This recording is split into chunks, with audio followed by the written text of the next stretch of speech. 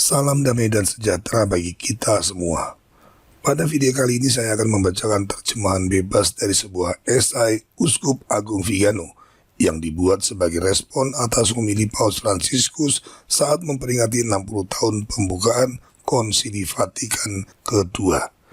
Silakan cermati baik-baik, karena dari sudut pandang seorang penerus para rasul, Uskup Agung Vigano mengungkapkan dengan jelas bagaimana Konsili Vatikan kedua telah menjadi sarana bagi munculnya secara diam-diam gereja konsili sebagai gereja baru yang berbeda dari gereja Kristus, namun kini telah berhasil menguasai nyaris seluruh struktur hierarki dan otoritasnya. Dengan dongeng yang membuatnya berbeda dari propaganda ideologis, puja-puji Bergoglian pada ulang tahun ke-60 pembukaan Konsili Vatikan kedua mengkonfirmasi referensialitas diri total dari gereja konsili, yaitu organisasi subversif yang lahir dari Konsili Vatikan kedua secara diam-diam dan dalam 60 tahun ini hampir sepenuhnya menutupi gereja Kristus dengan menduduki hierarki tertingginya serta merebut otoritasnya. Gereja konsili menganggap dirinya sebagai pewaris Konsili Vatikan kedua dan terpisah dari 20 konsili ekumenis lain yang mendahulunya selama berabad-abad. Inilah faktor utama dari referensialitas dirinya. Gereja tersebut mengabaikan ajaran iman dengan mengusulkan doktrin yang bertentangan dengan ajaran Tuhan kita yang disampaikan oleh para rasul dan diteruskan oleh gereja yang kudus. Gereja tersebut mengabaikan moralitas dengan merendahkan prinsip-prinsip moral Kristiani demi moralitas situasional. Gereja tersebut juga mengabaikan liturgi dengan memberikan liturgi baru yang ekspresi doanya sejalan dengan magisterium baru. Dan pada saat yang sama, gereja konsili telah menjadikan dirinya sebagai alat yang paling kuat untuk mengindoktrinasi umat beriman. Iman umat secara sistematis telah dirusak melalui pemalsuan misa kudus yang dilakukan oleh Misa Novus Ordo yang mengakibatkan berbagai kekeliruan di dalam teks-teks Konsili Vatikan kedua termanifestasi dalam bentuk sakral dan menyebar seperti penyakit menular. Jika di satu sisi gereja konsili selalu menegaskan berulang-ulang bahwa mereka tidak ingin dikaitkan dengan gereja lama, apalagi dengan misa lama, dengan alasan keduanya sudah jadi masa lalu dan tidak dapat dikembalikan karena tidak sesuai dengan semangat konsili, maka di sisi lain mereka telah mengakui dengan terang-terangan hilangnya ikatan kesinambungan dengan tradisi yang justru merupakan prasyarat sebagaimana dikehendaki Kristus sendiri bagi pelaksanaan otoritas dan kekuasaan hierarki yang anggota-anggotanya dari Paus Roma hingga uskup tituler adalah penerus para rasul. Oleh karena itu harus berpikir, berbicara, dan bertindak seperti mereka.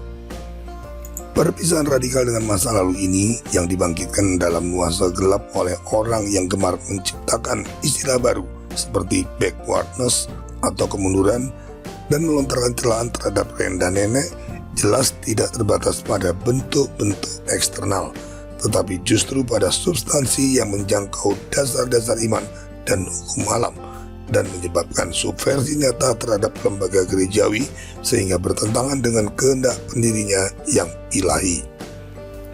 Terhadap pertanyaan apakah engkau mengasihi aku, gereja Bergoglian dan juga sebelum itu gereja konsili dengan tanpa malu bertanya pada diri sendiri, karena menurut Bergoglio, gaya Yesus bukan memberikan jawaban tetapi mengajukan pertanyaan.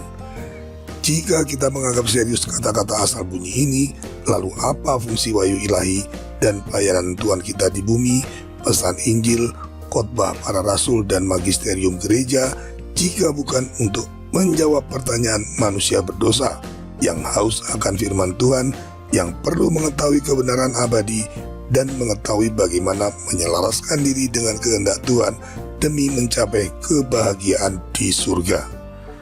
Tuhan tidak mengajukan pertanyaan, tetapi Dia mengajar, menasihati, dan memerintahkan, karena Dia adalah Tuhan, Raja, dan pemimpin tertinggi gereja yang absolut dan abadi. Dia tidak bertanya kepada kita siapakah jalan, kebenaran, dan hidup, tetapi menunjukkan dirinya sebagai jalan, kebenaran, dan hidup, sebagai gerbang kawanan domba, sebagai batu penjuru. Dan pada gilirannya, dia menyatakan ketaatannya kepada Bapa dalam karya penebusan untuk menunjukkan kepada kita penyerahan dirinya yang kudus sebagai contoh untuk diteladani. Visi Bergoglio menjungkir balikan relasi dan merongrongnya. Tuhan mengajukan pertanyaan kepada Petrus yang tahu betul apa artinya mengasihi Tuhan kita dalam praktek. Dan jawabannya tidak opsional, juga tidak negatif atau sulit dipahami, seperti yang dilakukan oleh gereja konsili ketika dengan maksud agar tidak mengecewakan dunia dan tidak terlihat ketinggalan zaman, berpihak pada bujukan ideologi sesaat yang menipu dan menolak untuk menyampaikan apa yang telah diperintahkan oleh Tuhan untuk diajarkan dengan setia. Apakah engkau mengasihi aku? Tuhan bertanya kepada para kardinal inklusif, para uskup sinode, para prelat ekumenis, dan mereka menjawab dengan berdalih seperti tamu undangan. Aku telah membeli ladang dan aku harus pergi melihatnya. Aku minta dimaafkan. Injil Lukas bab 14 ayat 18. Bagi mereka ada komitmen yang jauh lebih mendesak dan jauh lebih bermanfaat untuk mendapatkan kehormatan dan persetujuan sosial. Tidak ada waktu untuk mengikut Kristus, apalagi mengembalakan domba-dombanya, terlebih jika domba-domba itu keras kepala dalam backwardness, entah apapun artinya itu. Karena alasan ini, tidak ada konsili lain kecuali Konsili Vatikan II yang menjadi satu-satunya rujukan mereka. Dan konsili tersebut pada saat yang sama menunjukkan dirinya asik, bahkan mungkin juga berlawanan dalam bentuk dan isi dengan apa yang telah disepakati semua konsili ekumenis dengan satu suara, dari satu guru dan dari satu gembala. Jika suara konsili mereka tidak sesuai dengan suara magisterium yang mendahuluinya, jika liturgi ibadat publik gereja konsili tidak dapat mengekspresikan dirinya dalam bentuk tradisional, karena mereka menganggapnya bertentangan dengan eklesiologi baru dari gereja baru, maka keterpisahan antara sebelum dan sesudah konsili memang ada dan tidak dapat disangkal. Mereka bangga menampilkan diri sebagai inovator dari sesuatu yang tidak perlu diadakan, dan agar orang tidak melihat adanya alternatif lain yang kredibel dan aman, maka segala sesuatu yang mewakili dan mengingat masa lalu harus direndahkan, diejek, diremehkan, dan akhirnya dihilangkan. Mereka adalah pelopor dari budaya batal seperti yang sekarang ini dianut oleh ideologi terbangunkan atau woke ideology. Dari sini kita dapat memahami keengganan mereka terhadap liturgi tradisional, doktrin yang sehat, dan nilai kepahlawanan dari kekudusan yang dinyatakan dalam perbuatan, bukan yang diucapkan dalam retorika kosong yang bodoh. Bergoglio berbicara tentang gereja yang mendengarkan, tetapi justru karena menurut Bergoglio untuk pertama kalinya dalam sejarah, gereja mendedikasikan sebuah konsili untuk mempertanyakan dirinya sendiri, untuk merenungkan sifat dan misinya sendiri. Dirinya menunjukkan bahwa ia ingin melakukannya sendiri, sehingga ia dapat meninggalkan warisan tradisi dan menyangkal identitasnya sendiri. Untuk pertama kalinya dalam sejarah, tepatnya. Referensialitas diri ini dimulai dari asumsi bahwa sesuatu yang lebih baik akan diterapkan untuk menggantikan hal lain yang lebih buruk yang harus dikoreksi. Dan ini bukan menyangkut kelemahan atau ketidaksetiaan individu anggotanya, tetapi menyangkut sifat dan misi yang telah ditetapkan oleh Tuhan kita sekali untuk selamanya dan yang tidak dapat dipertanyakan oleh para rasul dan para pelayannya. Namun Bergoglio menegaskan, mari kita kembali ke konsili untuk keluar dari diri kita sendiri dan mengatasi godaan referensialitas diri yang merupakan cara hidup duniawi. Sementara prinsip kembali ke konsili justru merupakan bukti yang paling mencolok dari referensialitas diri dan perpisahan dengan masa lalu. Jadi, berabad-abad ekspansi terbesar gereja yang membuatnya harus berbenturan dengan banyak bidat, sehingga perlu membuat lebih eksplisit doktrin kebenaran yang disangkal oleh para bidat, dianggap sebagai klerikalisme memalukan yang harus dilupakan. sementara kita justru menemukan semua kesalahan klerikalisme dalam penyimpangan konsili. Masa lalu yang jauh yang diasumsikan sebagai Kristen purba, abad-abad primitif, agape persaudaraan dalam narasi konsili pada dasarnya adalah pemalsuan sejarah yang dengan sengaja menyembunyikan kesaksian orang-orang Kristen perdana dan para imam yang dianiaya serta menjadi martir karena iman mereka, penolakan mereka untuk membakar dupa di patung kaisar, dan perilaku moral mereka yang kontras dengan kebiasaan korup para penyembah berhala. Sementara kesaksian yang konsisten bahkan dari wanita dan anak-anak harusnya mempermalukan mereka yang menodai rumah Tuhan dengan penghormatan terhadap berhala pacamama demi memanjakan delusi kesepakatan hijau Amazon yang memberikan skandal bagi orang-orang kecil dan sekaligus menyinggung Tuhan yang Maha Mulia dengan tindakan penyembahan berhala. Bukankah justru ini yang layak disebut sebagai referensialitas diri yang sekarang telah mencapai titik pelanggaran terhadap perintah pertama demi mengejar narasi ekumenismenya sendiri? Janganlah kita tertipu oleh kata-kata manis ini. Gereja Kristus tidak pernah mengacu pada diri sendiri, tetapi Kristosentris, karena dia adalah tubuh mistik di mana Kristus adalah kepalanya dan tanpa kepala dia tidak bisa berdiri.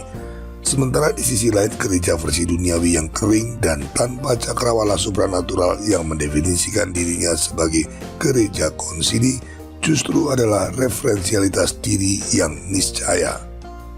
Gereja konsili menjalankan kekuasaannya melalui penipuan dengan cara menampilkan dirinya seolah-olah sebagai pendukung kembalinya kemurnian gereja setelah berabad-abad, di mana gereja selama itu dianggap telah menutup dirinya dalam selungkup kenyamanan dan keyakinan, dan pada saat yang sama menganggap diri mereka mampu memasukkan ajaran yang diamanatkan Kristus untuk disampaikan dengan setia.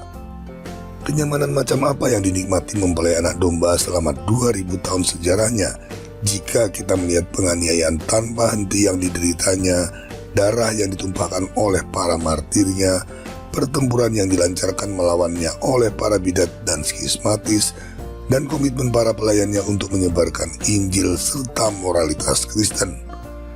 Dan sebaliknya, kesulitan apa yang mungkin ada bagi gereja konsili yang mempertanyakan dirinya sendiri tanpa punya kepastian, tunduk dengan penuh semangat pada tuntutan dunia, mengikuti ideologi hijau dan transhumanisme, memberkati persatuan homoseksual, mengatakan siap untuk menyambut orang berdosa tanpa menuntut mereka untuk berubah, dan setuju dengan kekuatan-kekuatan dunia bahkan dalam mendukung propaganda vaksinasi sambil berharap untuk dapat menyelamatkan diri mereka sendiri.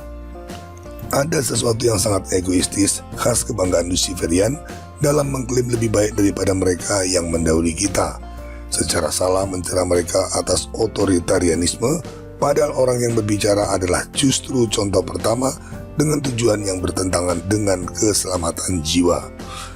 Tanda lebih lanjut dari referensialitas diri adalah keinginan untuk memaksakan pada gereja sebuah struktur demokratis yang menggantikan sistem monarki, bahkan saya katakan kekaisaran, sebagaimana yang diinginkan oleh Kristus. Sebenarnya ada gereja mengajar atau ecclesia docens yang terdiri dari para gembala di bawah bimbingan Paus Roma, dan gereja belajar atau ecclesia discens yang terdiri dari umat Allah kaum beriman. Pembatalan terhadap tatanan hierarkis yang didefinisikan Bergoglio sebagai dosa buruk klerikalisme yang membunuh domba, tidak membimbing mereka, tidak membuat mereka tumbuh, bertujuan untuk membuat penipuan lain yang jauh lebih serius berupa subversi nyata di dalam tubuh gereja, yaitu berpura-pura dapat membagi kekuasaan antara mereka yang memiliki tanggung jawab untuk meneruskan magisterium otentik dengan mereka yang tidak ditahbiskan dan karenanya tidak terbantu oleh keadaan rahmat yang sebenarnya malah perlu digembalakan ke padang rumput yang aman. Kata magister dalam dirinya memiliki keunggulan ontologis. Magis yaitu mereka yang mengajar orang-orang yang masih perlu mempelajari apa yang belum mereka ketahui, dan gembala tentu tidak memutuskan bersama domba-dombanya ke arah mana ia akan membawa mereka, karena sebagai kawanan mereka tidak tahu kemana harus pergi dan rawan mendapat serangan serigala. Meyakini bahwa upaya introspeksi tentang sifat dan misinya sendiri dapat merupakan cermin dari upaya kembali ke asal adalah kebohongan besar. Kamu adalah sahabatku jikalau kamu berbuat apa yang kuperintahkan kepadamu, kata Kristus dalam Injil Yohanes bab 15 ayat 14. Dan begitu juga para pelayannya harus memerintah, sebab selama mereka tetap tunduk kepadanya, mereka menjalankan otoritas sebagai wakil kepala tubuh mistik. Mereka adalah pelayan, minister dari kata minus, menunjukkan inferioritas hierarkis. Dalam arti etimologis, pelayan yang tunduk pada otoritas Tuhan mereka. Sehingga hierarki Katolik adalah magistra atau guru yang mengajarkan hanya apa yang dia terima sebagai ministra atau murid dari Kristus dan menjaganya dengan penuh cemburu.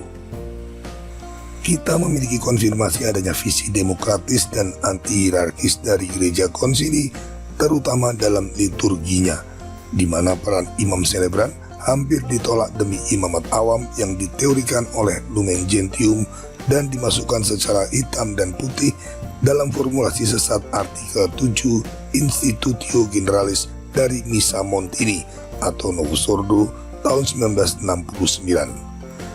Perjamuan Tuhan atau misa adalah sinaksis atau pertemuan suci umat Allah yang dipimpin oleh imam untuk merayakan peringatan Tuhan. Oleh karena itu, janji Kristus berlaku secara khusus untuk pertemuan lokal gereja suci ini. Sebab di mana 2 atau 3 orang berkumpul dalam namaku, di situ aku ada di tengah-tengah mereka. Injil Matius bab 18 ayat 20. Apa ini jika bukan referensialitas diri yang memodifikasi definisi misa sesuai semangat konsili dan bertentangan dengan kanon dogmatis Konsili Trente dan seluruh magisterium sebelum Konsili Vatikan II? Gereja tidak dan tidak dapat menjadi demokratis atau sinodal, sebagaimana yang secara halus dinyatakan oleh beberapa orang. Umat Allah yang kudus bukannya ada untuk mengembalakan yang lain, semua yang lain, melainkan agar ada hierarki yang menjamin mereka sebuah sarana supranatural untuk mencapai tujuan abadi, dan agar semua yang lain, banyak tapi tidak semua, dapat dibawa ke dalam satu kandang di bawah bimbingan satu gembala oleh penyelenggaraan Tuhan. Ada lagi padaku domba-domba lain yang bukan dari kandang ini, domba-domba itu harus kutuntun. Injil Yohanes bab 10 ayat 16. Kecaman keras yang dibuat oleh Kardinal Muller atas ancaman yang ditimbulkan oleh pendekatan sinodalitas sesat yang buah-buah buruknya sudah terlihat, dibenarkan dalam pengertian ini dan sekaligus memberi kesaksian tentang ketidaknyamanan parah dari begitu banyak imam yang terpecah antara kesetiaan kepada ortodoksi Katolik dan bukti pengkhianatan yang dilakukan oleh para penjaga kontemporernya yang paling tidak layak. Mereka mungkin tidak akan melawan gereja konsili dan melawan konsili sampai dampaknya yang menghancurkan pada kehidupan umat beriman di seluruh badan gerejawi dan di dunia menjadi nyata. Tetapi hari ini dihadapkan dengan bukti kegagalan Konsili Vatikan II yang paling parah dan pilihan untuk meninggalkan tradisi suci, bahkan mereka yang paling bijaksana dan moderat pun dipaksa untuk mengakui korelasi yang erat antara tujuan yang telah ditetapkan, sarana yang diadopsi, dan hasil yang diperoleh. Dengan mempertimbangkan tujuannya, kita harus bertanya pada diri sendiri, apakah yang diumumkan dengan antusias sebagai musim semi konsili bukan sekedar dalih dari suatu rencana senyap yang disembunyikan untuk melawan gereja Kristus? Umat beriman bukan hanya tidak berpartisipasi dengan kesadaran yang lebih besar dalam misteri kudus seperti yang dijanjikan, tetapi justru telah menganggapnya terlalu berlebihan sehingga menurunkan kehadiran misa ke tingkat yang paling rendah. Juga kaum muda tidak menemukan sesuatu yang menggairahkan atau heroik dalam merangkul imamat atau kehidupan religius, karena keduanya telah diremehkan, kehilangan kekhususannya dari rasa persembahan dan pengorbanan menurut teladan Tuhan kita, sebagaimana yang seharusnya dimiliki oleh setiap orang Katolik sejati. Kehidupan sipil telah menjadi biadab luar biasa, dan seiring dengan itu, merosotnya moralitas publik, kesucian perkawinan, penghormatan terhadap kehidupan dan tatanan penciptaan. Dan para juru propaganda Konsili Vatikan kedua ini malah menanggapi dengan tantangan rekayasa hayati, transhumanisme, memimpikan makhluk-makhluk yang diproduksi secara massal dan terhubung ke jaringan global, seolah-olah memanipulasi kodrat manusia bukanlah penyimpangan iblis yang bahkan tidak layak untuk menjadi hipotesis. Kita mendengar Paus berkhotbah bahwa pengecualian terhadap pikiran menjijikkan, berdosa dan kriminal. Sementara LSM, lembaga karitatif dan asosiasi kesejahteraan mendapat untung dari perdagangan imigran ilegal atas beban yang ditanggung negara dan menolak untuk menyambut orang-orang Italia sendiri yang telah diabaikan oleh institusi dan dianiaya oleh krisis yang disebabkan oleh sistem.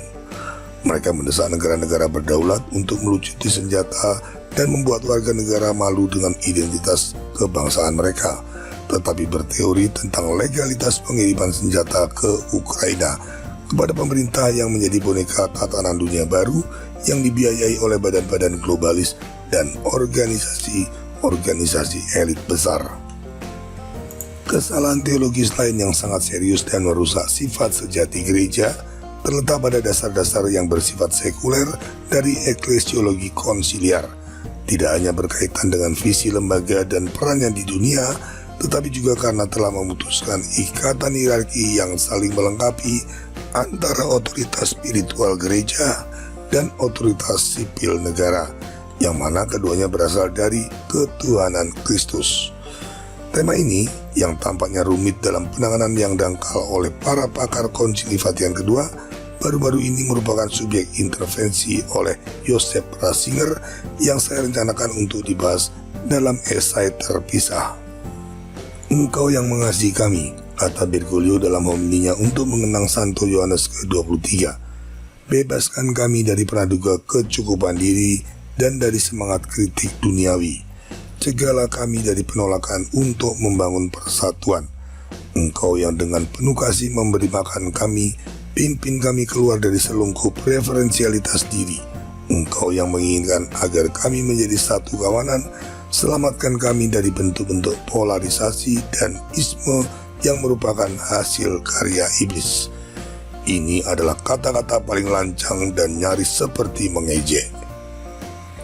Nah, waktunya telah tiba bagi para klerus dan umat gereja konsili untuk bertanya pada diri sendiri, apakah gereja konsili bukannya yang pertama menganggap dirinya bisa mandiri, terlepas dari tradisi, memberi makan kritik duniawi dengan mengejek umat Katolik yang baik sebagai kaku dan tidak toleran, sengaja mengecualikan diri sendiri dari kesatuan dengan tradisi, dan dengan bangga berbuat dosa dengan mengacu pada diri sendiri. Tertanda Carlo Maria Vigano, Uskup Agung.